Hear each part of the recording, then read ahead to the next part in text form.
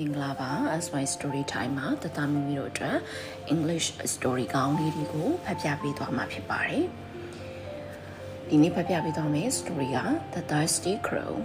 ရေးစားနေတဲ့ကြီးကန်းလေးတစ်ကောင်ရဲ့သူ့ရဲ့စ조사အားထုတ်မှုကြောင့်နောက်ဆုံးမှသူရေကိုရှာတွေ့သွားတယ်ဆိုတဲ့ပုံမြင်ကောင်းလေးကို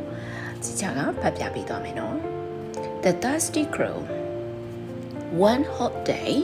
a crow was very thirsty.He searched for water everywhere,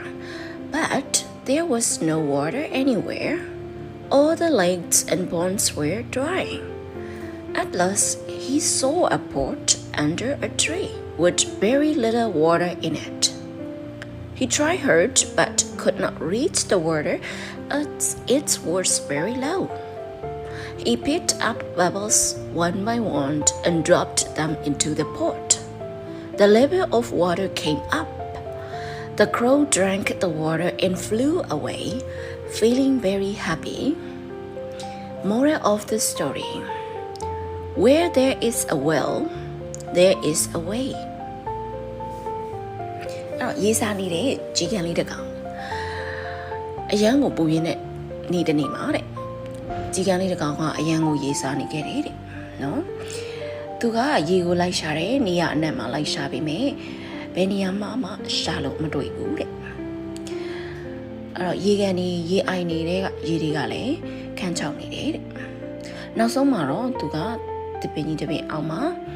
ရေအိုးလေးတစ်လုံးပေါ့နော်ရေနည်းနည်းလေးပဲရှိတဲ့အိုးလေးတစ်လုံးသွားတွေ့တယ်တဲ့သူကကြိုးစားပြီးတော့ရေကိုတောက်ကြည့်ပေးမယ်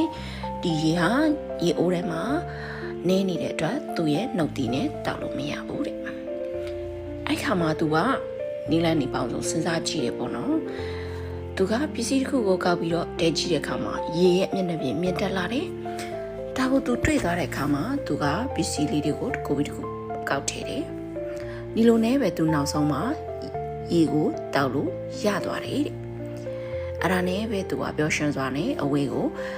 ပြန်တန်းသွားခဲ့တယ်တဲ့အဲ့တော့ဒီ story ထဲမှာဆိုရင်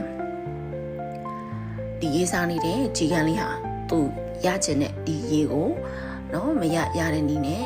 နော်နီလန်အမျိုးမျိုးပြောင်းပြီးတော့စဉ်းစားပြီးတော့သူနောက်ဆုံးမှာ